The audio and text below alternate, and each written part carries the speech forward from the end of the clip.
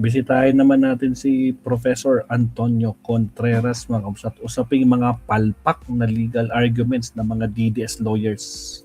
Sige. Ako po naman ang in charge kasi magsasuggest ng... Oops, wait lang. Magandang umaga po sa ating lahat. Araw po ngayon ng Lunes. Andito naman po si Professor Tonton Contreras sa isa na naman edisyon ng Usapang Politika dito sa Facebook. At alam niyo naman, live to sa mga friends ko.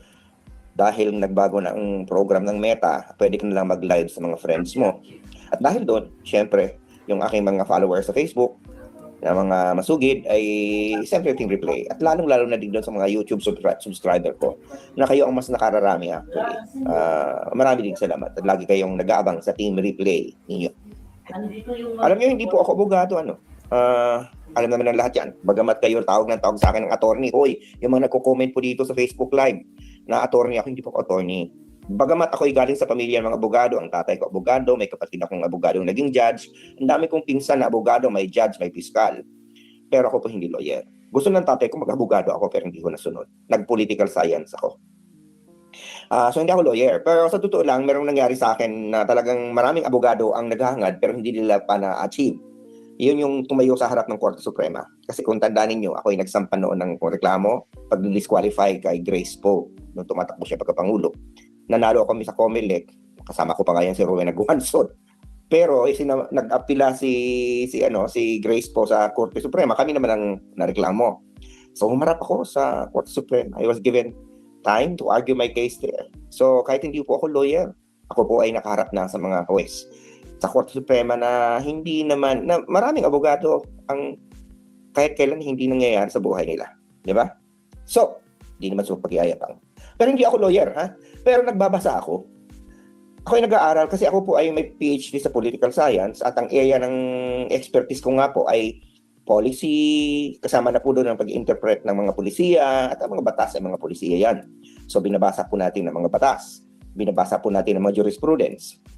Tayo po ay nag-research. Napakadali na po mag-research ngayon dahil dati-dati pupunta ka sa library, bubuksan mo lahat ng mga libro na yan, inaamag na ang mga index card. Ngayon hindi na uso yan, online na.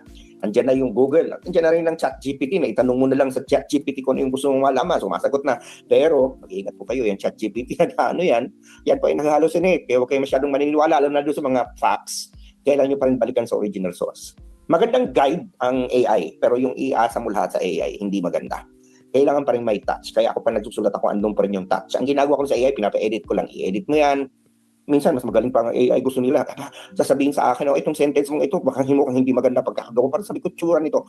Sabi ko, i-check mo na nga spelling at ang grammar. Buiset, di ba?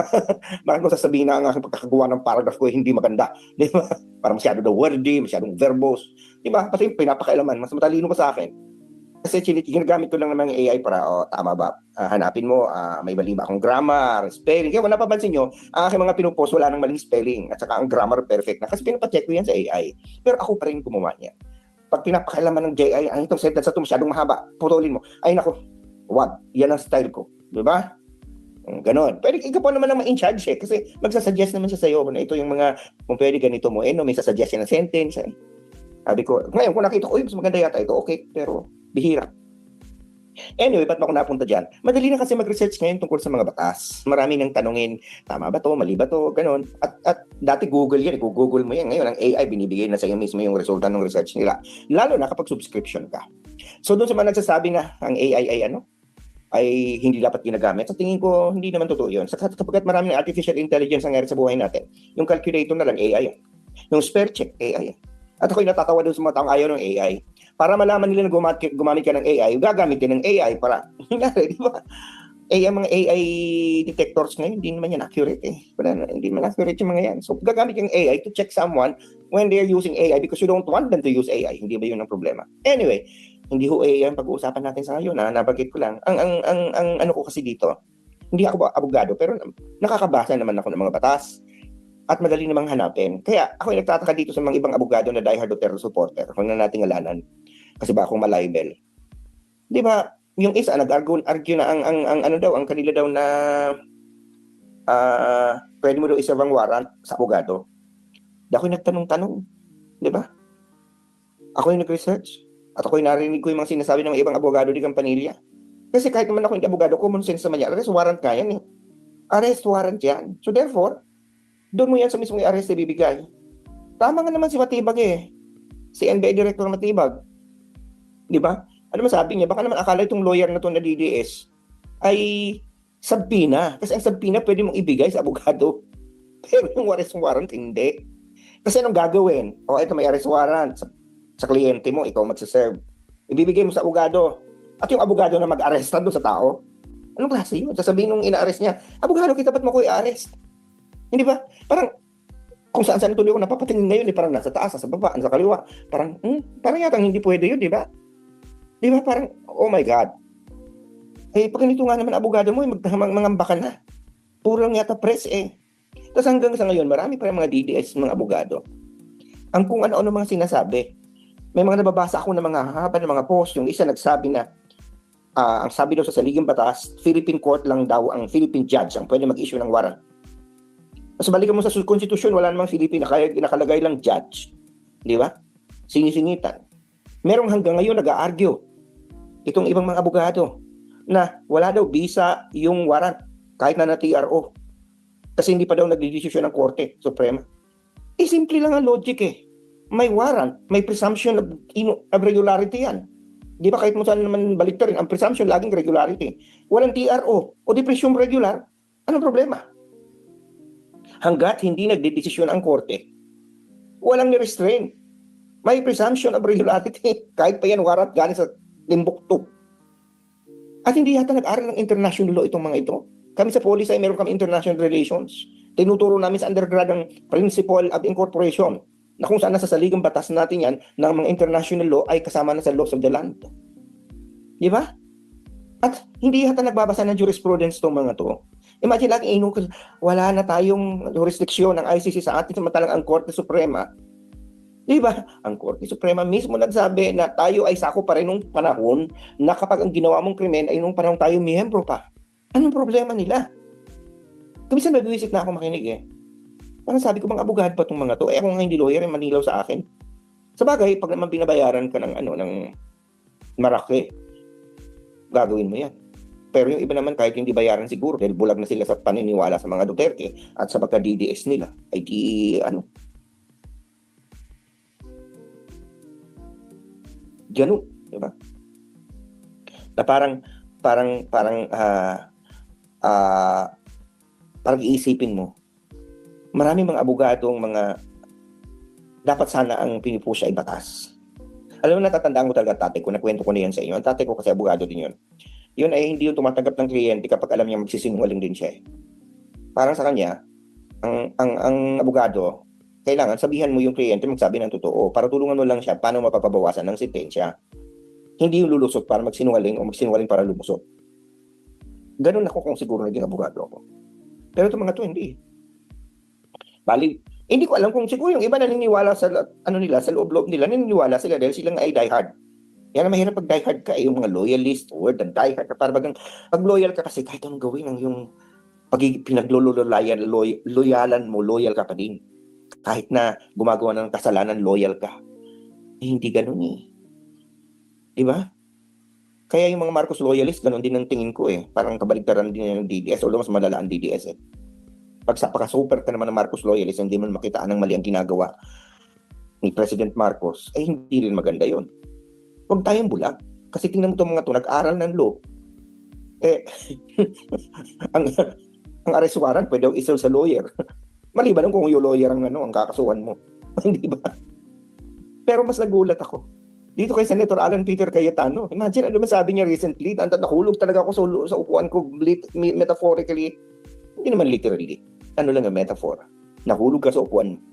Parang ibig sabihin yan, parang ikaw ay parang ako yung naisip na, abogado ba to si Senator Cayetano? Ang sabi ba naman niya ganito, ang war on drugs ay human rights, parang yung pagkakasabi niya, it's a pro-human rights thing. Teka, basahin ko nga, dahil baka ako nagkamali, sa kanyang quote. Kailangan nating tingnan yung quote niya talaga. Kasi, sabi niya, ang campaign against drugs is a human rights campaign. It's a pro-life campaign dahil pumapatay ang drugs. Parang, okay. Saan galing na legal doctrine yun?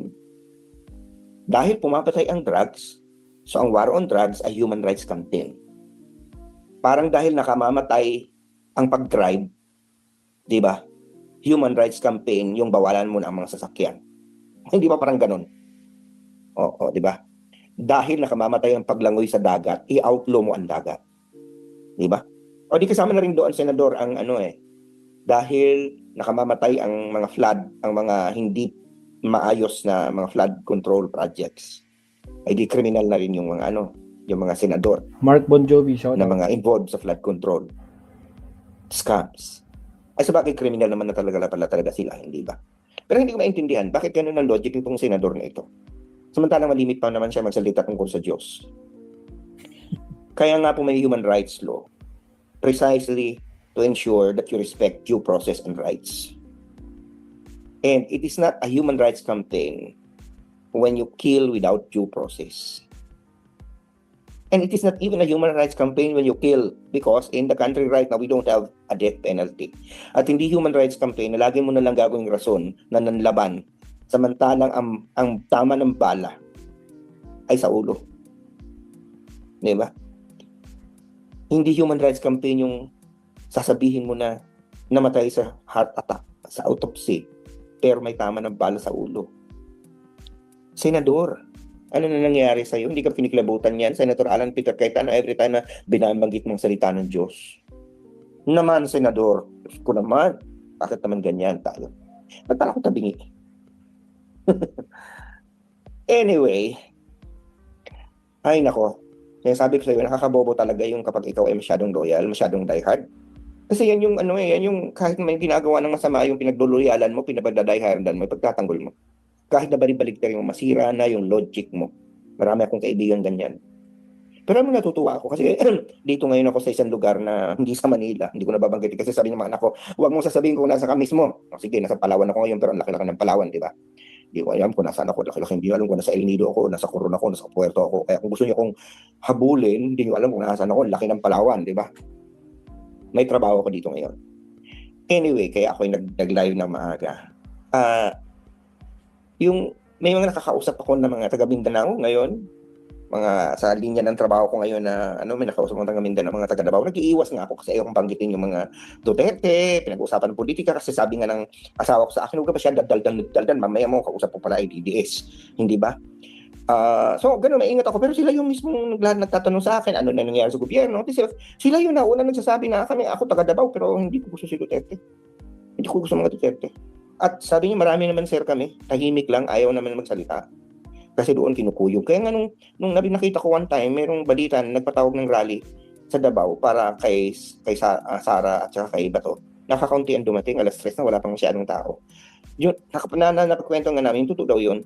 Talaga daw, may mga tao na nakikita na rin nila. Kasi hindi naman lahat ng tao pwede mong lukuhin. Itong ating mga, akala nila lahat ng tao ay bobo. Marami na rin daw na mga taga Mindanao, tahimik lang, ayaw lang nila magsalita. Unti-unti na nilang nakakita ang liwanag. Ay, salamat. Mabuti naman kung sakali. Totoo. Dahil talagang, alam mo, may, ang pagiging diehard at pagiging loyalist ay parang sa tingin ko mental health condition yan. Dapat yan nagpapa-therapy. Kasi ikaw, pag binubugbog ka ng tao, tapos mahal na mahal mo pa rin, di ba? May problema ka. Parang bulag ka na. Ganun din itong pagiging diehard at loyalist Yung bagang ibibigay mo lahat. Nag-aaral ka ng abogasiya. O, nag-aaral ka ng pagka-doktor, medisina. Pero suportado mo extrajudicial killing. Samantalang ang pagiging abogado, pagiging doktor, dapat ipagtanggol mo lahat ng buhay. Hindi ba? Marami akong kilalang ganyan, mga medicine, doktor. Yung isa, non-friend ko pa. Kasi hindi ko naman malaman kung bakit ang galit niya talaga grabe. Na nasusuporta niya extrajudicial killing. Di ba? Parang, oh my God, you're supposed to be a doctor. Hippocratic oath. Di ba? Meron naman mga guro, mga profesor, UP pa ang iba. Nalilimutan ng katwiran. Binabaligtad. Parang sasabihin, ikaw galing ko lang magsalita, samantalang galing din naman ako dyan. Ako din sumuporta ko. Oo nga, sumuporta ako kay Duterte, pero tingnan mo ngayon. Ibig sabihin yan, naliwanagan ako. Hindi naman masamang aminin yung nagkamali ka Di ba? Yun ang pinagkaiba natin. Hindi ako loyalista. Hindi ako diehard. Nasa tama lang ako. Tapos may mga abogado, ito nga pinag-uusapan, mga abogado pinag-aralan ng batas, pero pilit na pinitwist ang batas. Di ba? Maintindihan ko pa pag binabayaran ka. ng milyon, katulad ni Kaufman. Pero yung mga taong wala namang bayad, hindi man bayaran, pero ang utak nila para talagang na-twist na. Meron ko mga kilala, ang babait naman ng mga tao, mga kaibigan ko. Pero grabe, ang pagka-DDS, nalulungkot ako. For some reason, I want to find why. Hindi ba sila happy sa childhood nila? Meron ba silang angst? May galit ba sila sa mundo? Ano ba? Bakit hindi natin pwede magamit ang ating mga utak? Nag-aral kayo ng abogasiya, doon sa mga lawyer na binabanggit ko, gamitin nyo naman ng tama. Lalo na pag sa State University ka nag-aral, ginastos yung kayo ng taxpayer, ayusin ninyo. O tige, sana napagturok sa yung kaisipan, napos kayong mga puso at napabago kang mga panahon sa buhay, lalo sa usapang politikal, kahit konti lang. Dahil sabi sa akin ng Lasal, teach mind, touch heart, and transform lives. At sana nakapagsilbi ako sa bayan dahil sabi sa akin ang UP, serve the people. Lunes ngayon, sa Miyerkules, ay ulit kita ulit sa isa sa naman edisyon ng Usapang Politika, maging kayo man ay live o team replay. Sige.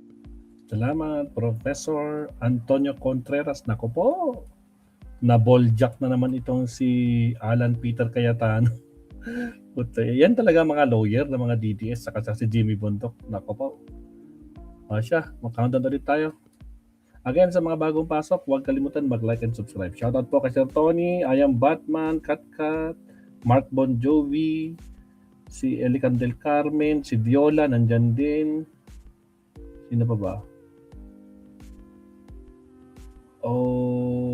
Okay, so halos pare-pare sila na nakikita natin dito sa ating chat box.